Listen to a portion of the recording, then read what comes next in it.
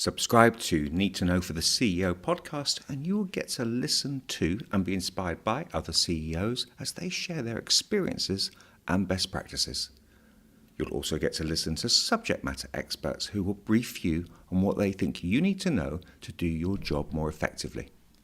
The experts will occasionally include Ian and I, who will do episodes on topics like creating a winning strategy, OKR best practices, maturing metric capabilities, and building a high-performance culture, and other business news-related topics. Enjoy the show. Oren, good to see you. It's been too long, friend. Can you tell me and the listeners about Kurve, because it's a super exciting company? Sure. So Kurve is actually becoming a mobile app marketing agency, which I had not anticipated 10 years ago, and I started as an SEO agency back in the day when we were working together. But now it's kind of splitting. So Sam's going to head up Kurve's mobile app, and I'm just launching my kind of more B2B SaaS consultancy for CEOs, kind of scale ups and more established businesses. Amazing. So you're based in London, and the team, are they distributed or are they kind of all local? Yeah, no, distributed team. I'm a big believer in geographical arbitrage. I think why limit talent to limited geography? I do think for some businesses, is important. And I do speak to founders like that who believe they need really tight net.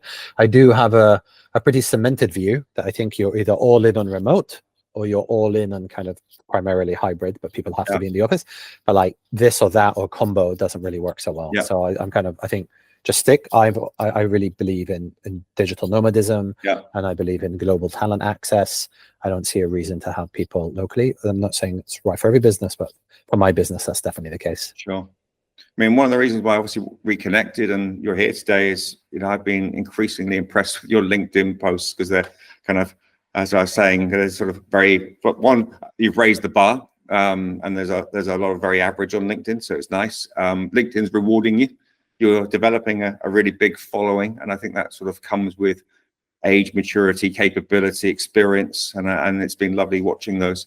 So yeah, I think the themes that I've really picked up on because they resonate with me, and like anything, it's kind of, I think you've correctly, I've been able to articulate things like the tension between the CEO and the marketing department, and actually describe in a kind of accurate way why those kind of issues exist. You talk about the needs of the business and their vision and KPIs and how they're often a disconnect with what marketing are doing, and you kind of also translate that through to some of the modern day challenges of marketing. I was wondering whether you could explore some of that with me. Sure. So I mean, first of all, thank you for the compliment. It's lovely to receive messages from people saying, I've been following you for years, or suddenly I'm in a WeWork lift in London and someone goes, are you Oren? And I go, yeah, are you stalking me? And I go, yeah, I've been following you on LinkedIn, and I really experienced value. And it's like, it's interesting having lots of lurkers, but it's been life-changing. I think LinkedIn has changed my life. Obviously it's very easy to criticize a social media platform, but I think it has been I do rate it. I do enjoy it as well.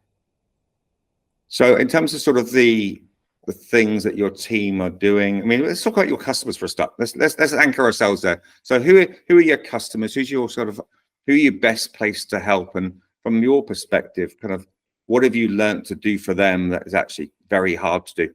Yeah. So I guess there's two answers, because I'm a founder of Kurve and I support Sam in that business, and he has consumer mobile app businesses like Sweatcoin or TreeCard. Yeah. And he's spending 6-7 digits a month on media across YouTube, Facebook. And what's really unlocked growth for a lot of these businesses is the creator economy. It's leveraging micro influencers, and really what's the I speak at TikTok events on this, and I'm very interested in it. I've even scaled my own TikTok, like 32,000 followers as well. So I'm very passionate as a creator on LinkedIn and TikTok. I'm very interested in the topic. And what I think the reason it is you get more diversity of creative. You have a unique person producing a piece of content. You're producing a lot of it, and it's kind of like, I guess, sperm. Like the more sperm you have, the more probability one of them is going to make it to the egg. Yeah. And you need enough volume of a certain quality to get a win. And when you unlock creative, you unlock the bottleneck, which is your creative team, and you can source lots of creatives, very diverse. You just increase the probability. And obviously, you have to have a really strict briefing process, and you have to Yeah. manage it really well, and you have to manage the paid ad amplification. But it was really this interesting hybrid of creative content production with paid amplification, which is really what's necessary. And I mean, to be honest, this isn't any different than, Mad Men era, where, exceptional creative cuts through. But the truth is, it's not like Mad Men era, because we don't just have billboards and like 3 TV channels. We now have a huge amount of fragmentation, a lot of different channels, and you need to be able to find micro audiences, and you need to be able to activate them in a contextually, culturally relevant way. And so that's Sam's part of the business, and he's absolutely smashing it, getting clients to 100 million daily active users, and he's got incredible case studies. And then for my side of the business, I work with CEO of SaaS businesses of varying stages, some of them 100 mil plus ARR. I've done work for like 6 FTSE 100 companies like Canon, Lenovo, Investec Bank, HomeServe, etc. So I do consulting for some of the corporates and then a lot of the scale ups, and I help with screening and hiring and building the marketing engine and driving growth. And that goes all the way from strategy to like, we need to change the sentence on the landing page. Yeah. It doesn't depict the value prop in the right way. Yeah. So it's not. I think a lot of fractionals or growth advisors, there's a perception that they like McKinsey, or that they come in, they give you strategy, they've never done execution, and then they leave you with it. And 76% of the time, strategy falls through on execution. So with my clients, it's not like that. It's like, I think that's a problem that I saw in the market. You have the strategy, you have the execution, and it's completely devoid and disconnected. Yeah. So in my mind, how do you bring it together? And that's why I came up with this model, and it's my favorite model in 13 years. I love it. I love being close to my customers. I love being in the trenches with them. And I love building with them and co-creating, and it's much more intimate than a transactional relationship that I see a lot of marketing agencies or consultancies have with their clients. So we talk a lot about mastery, and I think one of your things you're emphasizing there, when you do something for 13 years, when you're not just existing at a kind of high theoretical level, when you are in the trenches working with people to solve real world problems in a dynamic environment, B2B SaaS has evolved more in the last decade, and it's accelerating even now. And you are learning at the coalface. You're exposing yourself to, 30, 40, 50 hours of learning all of the time. And you've got the mindset, because I know you well enough to know that you're open to learning as well. You have that experimentation mindset. You are recalibrating your beliefs and your own hypotheses all the time, and then playing those all forward. And I can't think of a better mindset or person or kind of consultant type or agency or professional services, whatever we want to call what we do, than that, because isn't that the definition of what you think you might be employing or engaging with? True mastery, knowledge, gonna get it, solve what's in front of them, bring the sum of their historic knowledge, but actually apply it to the reality of where you are now. Yeah, I think there's I think about this a lot. Where does expertise? I went to ChatGPT the other day and I asked, is Oren Greenberg an expert? And it was really interesting to see that it perceives me as being an expert, which is like reassuring, obviously. Yeah. Then AI says that. But I just thought, is that what people are going to do? Are they now going to go to AI to ask an aggregated view about an individual based on their body of work? Yeah. And what is it? Is it the thinking that makes you an expert? Is it the experiences? Is it the rate of learning? I think a lot of it is about the nuance. It's about understanding the principles, but not just getting lost in thinking it's in theoretical concepts or ideas directionally. But I do think it's mastery of execution, and you have to do both. And only when you properly understand principles, it takes years to do. Like, Bruce Lee would talk about like the 5-inch punch and how long it takes to master to do that. So very small, like, you're going from 90% to 95%. That extra 5% incremental difference took you 10 times as long to get to 90%. And I think it's an execution prowess that comes over time. When we were doing SEO, freaking 15, 20 years ago, you would stuff meta tags and you would get backlinks in directories. And you kind of need to have that context and experience to directly understand what SEO is moving in the future as well. You need to have context. Yeah. And I think that's where expertise is primarily. It's a lot of context. And I think the word nuance is a word I'm probably using a lot at the moment, and being able to have a willingness the experience, the brain power, and attitude to actually play with the nuances. Because hard work, dealing with complexity is what most people try and avoid. We're trying to dumb stuff down. We want it to be in a ChatGPT post, or I want to be able to read it in a sound bite, or learn in 5 minutes, or do a Udemy course in 1 hour, when actually the best stuff is in the nuances. It is in the complexity. It is in the hard work that sits in the middle. And I think societally, we're probably more geared to wanting to be there, in the same way politics and other parts of kind of what we are exposed to are. And I think it's important that you have people like you and hopefully me who are prepared to do the hard work in the middle.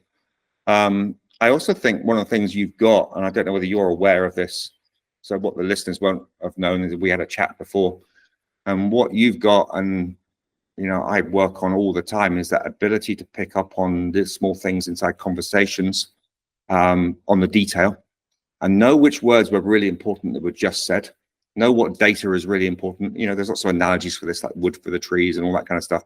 But some things in a group environment, or in a briefing, or in a workshop, or a one-on-one, they're disproportionately more important than others. And I think only with experience do you pick up on those things that normally go completely unnoticed. And I've certainly noticed that as I've got older, I'm more capable of that. And I've noticed in our pre-chat that the few things that amongst the thousands of words we probably had, you saw them like an Exocet missile. Yeah, I think that's the interesting misconception when people are hiring juniors versus senior talent, and they're like, why am I paying this person so much more money?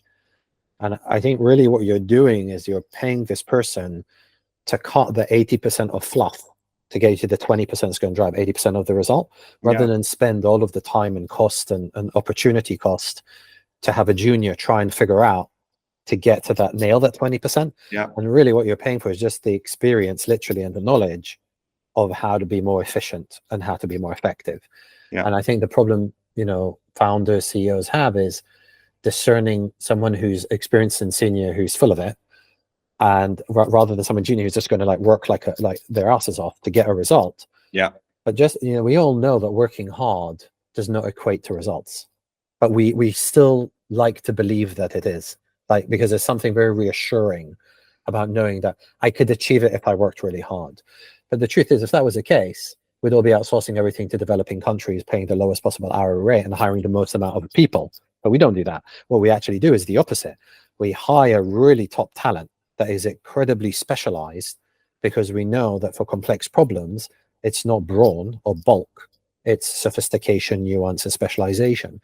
Because I think the problems that we face today are very multifaceted and dimensional. They're cross-functional. When you think about natural language processing and AI, it draws on statistics and data science and databases and machine computer science. It's not one thing, it's many domains of specialization to create that functional thing. On the outside, it just looks like, it's just a statistical probability for the next word prediction. But actually, it is, and I think with experts over years, you pull in from working with product managers and data scientists and designers and UX experts, and you kind of through osmosis. I remember when I talked to Junior, I had someone the other day, and she just asked me something like, "What's bounce rate?" And I was so shocked that person didn't know something that I forgot about from 15 years. It's you kind of you forget how much you know. And I think the more you know, I don't know about, I'm probably not the best example because I'm not the most humble of people, but other experts I work with are really, really good, but really humble.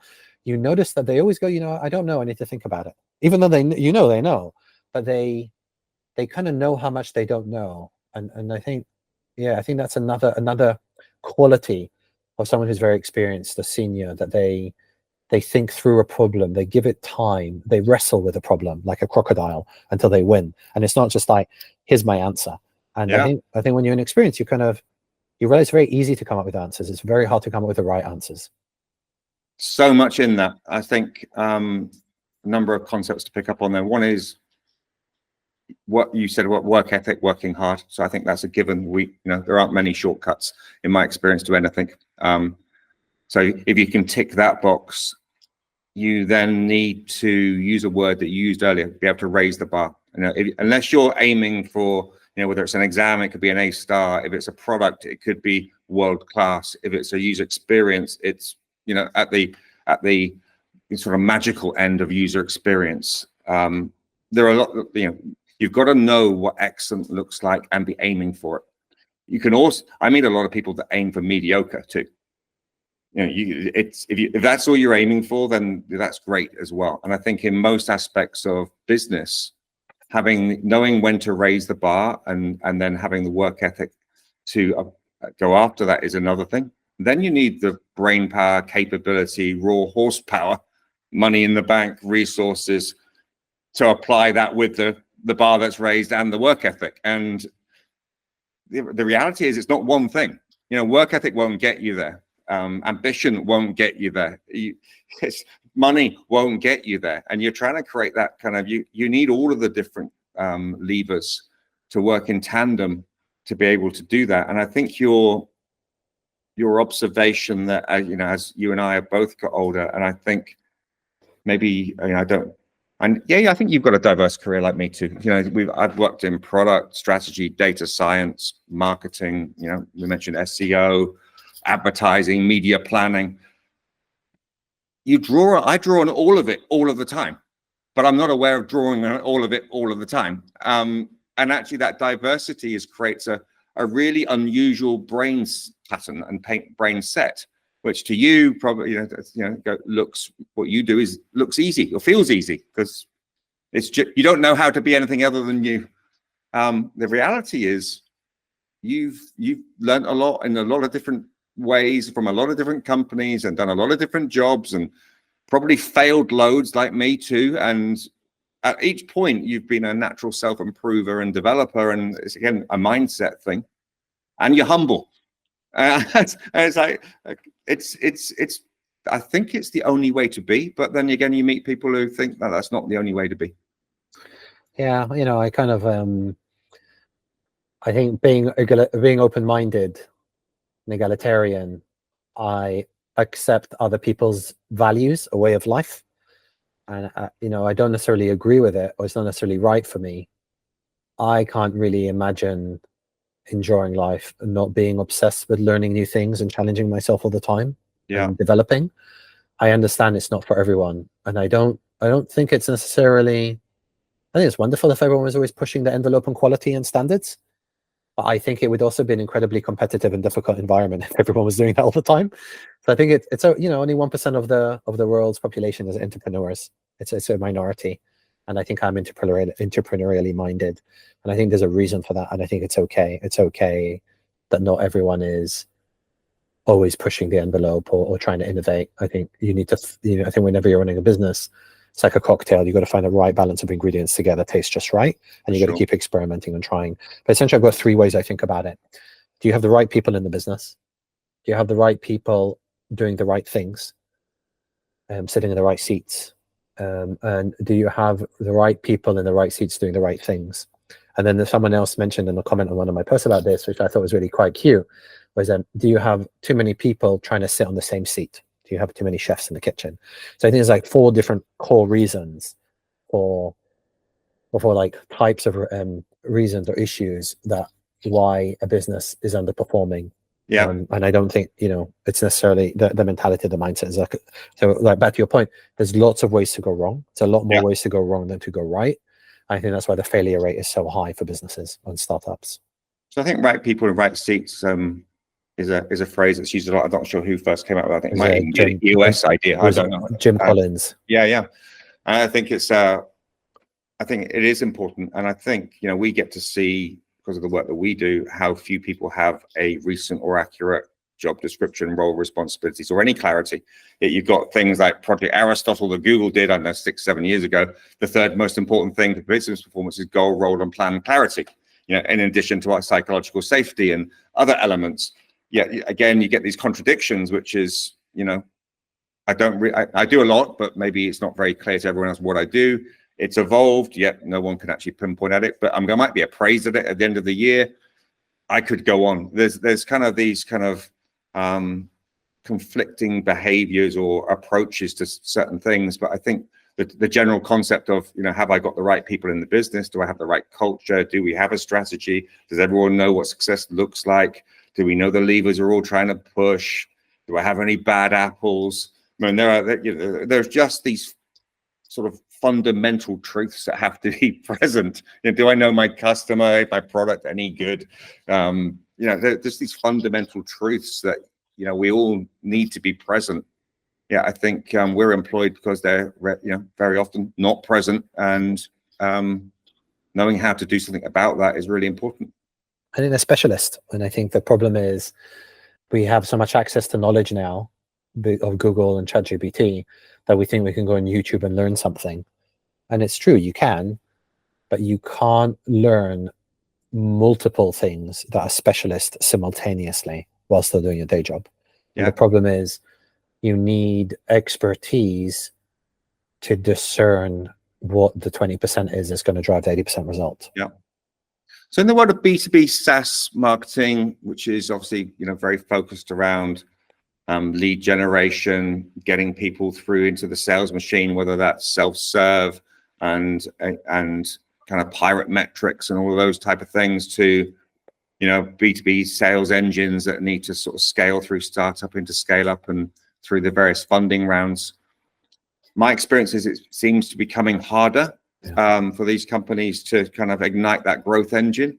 You've obviously lived at the coalface and are living at the coalface of this. What are the big changes, and what are kind of the big trends going forward? And I think you might have mentioned one, which is kind of how to make social work for you. But what are the others from your perspective?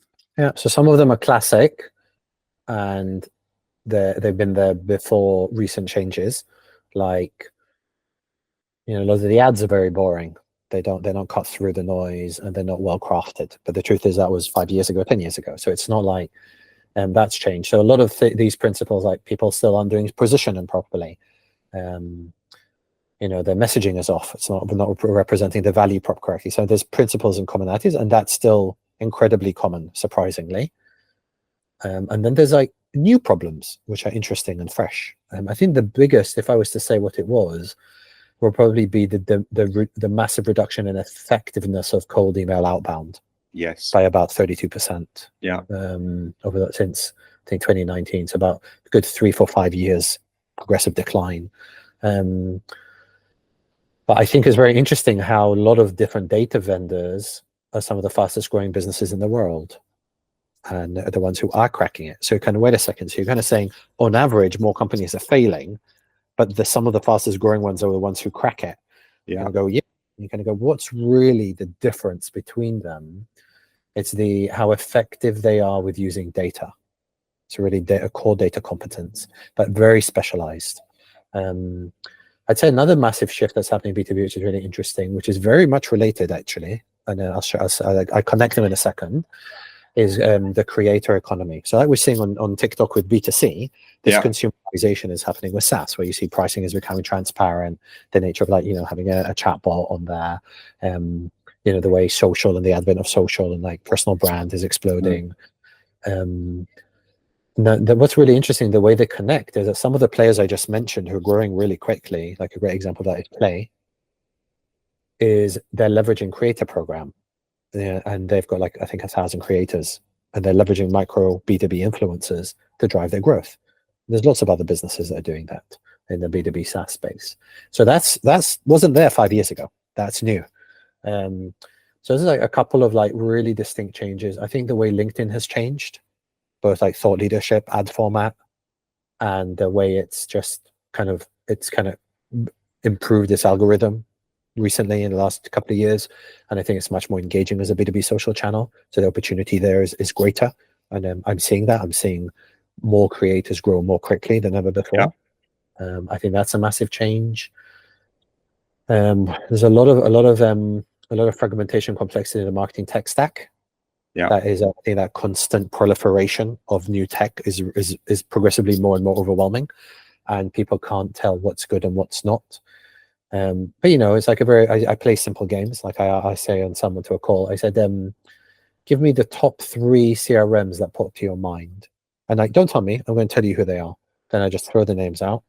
And I've done this like, I don't know, 15 times in the last 3 months. And every single time I guess the top 3, because there's 280 players in CRM, but there's 3 who dominate. Yeah. And the truth is, there's still this disproportionate player, like large players who dominate a lot of these categories. So I think what's really interesting, what we pay attention to is category disruptors. Like Gong comes out of nowhere, creates like, you know, like a conversational intelligence, then becomes a 2.4 billion revenue business, right? So that's, I think, is very interesting. So I think the fragmentation technology, I'm kind of saying there's overwhelm, but I'm also saying there's opportunity. And I think what's happening is, if you notice, a lot of what I'm saying is everything's a double-edged sword. There is no good and bad. It's just this goes up and this goes down, and there's oscillations. That's it. That's like obviously SEO and the change because of AI. I think AI is like the biggest elephant in the room. I think, you know, obviously one of the questions that's going to hit is it overhyped? Because everyone asked me that, and the answer is I was doing NLP 4 years before ChatGPT came out, and classifying copy, and it's like, I know a lot of my personal projects just went out because you can do it in ChatGPT like in seconds because it's so effective, and I think it is an incredible transformation on what it's going to enable and change. And I think there is a lot of hype, but I do think it is like foundationally transformative. For sure. And I think you do, you know, you definitely need a strategy to leverage and enable that within your company. And I think in terms of, you know, we just apply it even just to marketing for now, but having a vision for how it's going to be used, taking your staff on that journey, and not just having all of these sort of point solutions pop up, average application of AI. You know, we get people, oh, I tried it and it gave me something terrible out, and therefore it's rubbish. And the reality is, you know, did you ever study prompt engineering? Did you really try it properly? Did your team have a vision for how this might stitch together in the end? Do you have a formal way of, you know, evaluating, experimenting, and doing this in a mature way? And the answer is never yes, of course. So I think the first part of the AI challenge is of, you know what the opportunity is, have a vision for it, approach it professionally. You know, it doesn't have to be world class, just professionally approach it in a cohesive way, take everybody on a journey, upskill where you can. And nothing I just said was anything other than common sense, but it's revolutionary to many. I think your points around anchoring off first principles, whenever my brain gets overloaded and things look massively complex, I get such reassurance that you can always go back to first principles. The customer, the value, what are we doing? We're in a competitive set. They're going to have 5 tabs open at the top. How do we make sure we chose them? What are they going to read? What are they going to see? How do they buy? These things are omnipresent, universal, and haven't changed. Yet I think we can often not anchor ourselves off that. And then, of course, there's evolution. You know, you've just said, I'm fascinated by what you said about the micro creator economy. I know very little about it, but as you were describing it, and you know, you mentioned how things are often similar. It feels like affiliate marketing of old. It's the publishers are different. The payment mechanisms might be different, but we're basically engaging with a community of publishers, creators, and various ecosystems to in order to put our products in a place where they're going to be favorably seen or be able to influence purchases in some way. It might be different, but it might be similar. But it's just these things are just evolving, and I think you know, again, that's an attitudinal thing in marketing teams. Is, are you willing to fail and experiment and try these things, or are you going to keep doing what you've done in the way you've always done it and generate similar results to before and probably have some diminish? And I think I mentioned I was a planner buyer when I left university, you know, when God was a boy, and the rule we had even back then was 80% of your budget was spent on what you know works, and 20% was experimental. That is still seen as a CMO revolution. You know, if you're a CMO doing that right now, you're kind of revered. You know, it's not 3% goes to social, 7%. You know, that's kind of the model isn't a thing, but that's 30 years ago that we were doing those what are now considered world-class best practices only done by the elite things. Because of what you said, that there's this natural fallout of some things will stop working, that were bankers for sure. Some new things will come along. And if you can get in first, I mean, you mentioned PPC. It's incredibly hard to get work really, really well now. It used to be really, really easy, and like it's shooting fish in a barrel. It just has gone through an evolution. Yes. Well, I think what's happened with PPC is two main things. The first is it's a bidding model, and there's a saturation of bidders, so the cost per click goes sky high. So your cost per your CPA, your cost per acquisition goes sky high, and it's no longer economically sustainable. So it's very hard to make it work.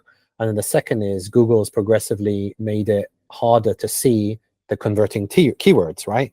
So first it was like not provided because of HTTPS, and now it's a search term report where they're ambiguating and bundling keywords together. So it's making it harder for you to go niche. So you have to bid broader. You're getting a lot of noise. They're hitting their revenue targets, but it's the businesses are paying the price for it, literally. And I think it's I think that's like the primary reason. And I obviously think now the rise in search increase on TikTok and then ChatGPT, there's big question marks about Google. I think everyone's kind of curious to see, are they going to be able to innovate and stay ahead? Because obviously you do have the brand that is still the go-to for many people. And, there's ChatGPT has grown massively, but it's still relatively small compared to people's prevalence and habit with going to search. So the question is, how is that going to evolve? I think it's a fascinating landscape. I built my career on Google. My career started with SEO and PPC many years ago. So I've it's been very interesting to observe how it's evolved. It's very interesting to see a left field play from AI. And the truth is, I think all disruptive innovator. I think it was Clay Christensen, who said, talking about disruptive innovation and how it's typically an unexpected player that is going to disrupt rather than someone who's kind of going to catch up to market share. And I think we're definitely seeing that with search. So I think, we were around a table and I was listening to you sort of advise a table of kind of CEOs about how you would approach B2B marketing. If I was to sort of paraphrase what I think you said, and please do correct me if I'm wrong, which is you're a great believer in getting the fundamentals right. Things like value, customer, the one-on-one basics. And, they're often overlooked, probably not done as well as they could. Maybe they're not as sexy as the other things.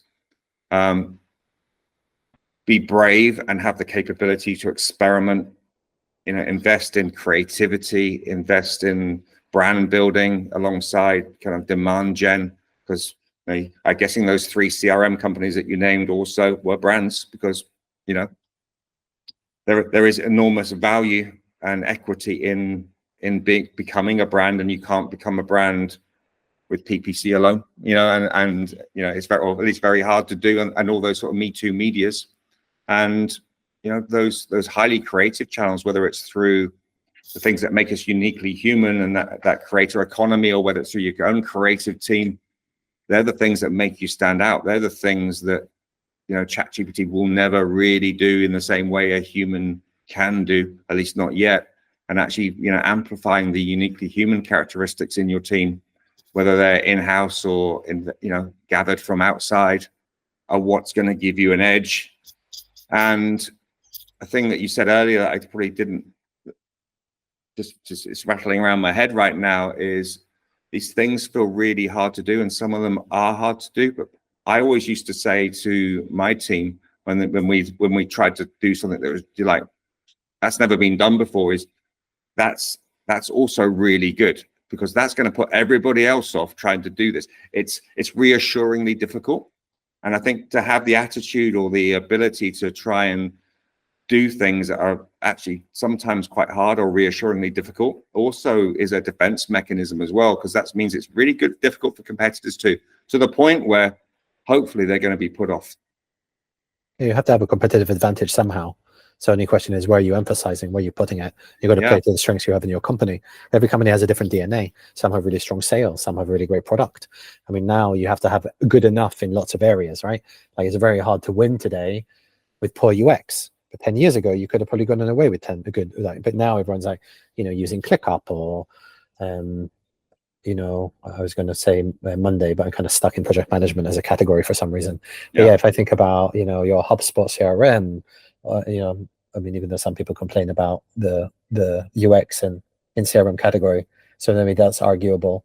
attribution software. But yeah, I mean, so some things have become table stakes, and you need to be aware of those. And some things you do have an opportunity to differentiate, and you've got to put your energy and focus there. Yeah. But I think it's really about resource allocation. And I think the biggest mistake or company killer is trying to do everything at the same time and spreading themselves too thin rather than like honing in. Now you have to spread yourself enough to experiment if you don't know. And that's why I do a channel. It's like, okay, let's try 5 channels at the same time, deploy really quickly, then double down very quickly on what works, and then kind of really start to nail it.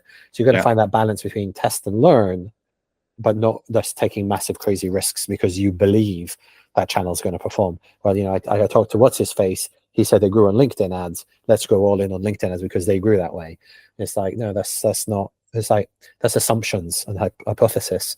I think the biggest miss is that people aren't doing enough research, qualitative or quantitative. They're not really understanding their customer, their journey, their perception in the market. They're not really asking the hard questions or going deep enough, and they don't really have. They're not really meaningfully differentiated. They're just pretending to be.